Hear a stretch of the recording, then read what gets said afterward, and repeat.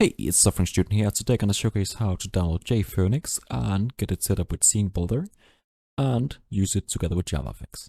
So first of all, JFoeniX is a JavaFX material design library which allows us to use some pre-set up buttons and stuff that looks a bit better than the usual JavaFX stuff.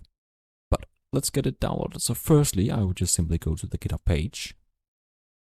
I would then find the download links by scrolling down a bit. And I'm using a Java version which is newer than Java 8, so I would download for Java 9, which kind of works as the Java 9 Plus. I then keep it. I then have a jar file downloaded, in this case just in my downloads folder.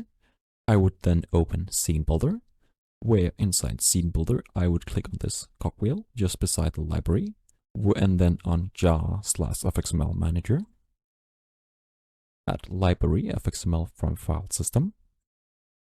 I would then find the jar file we just downloaded.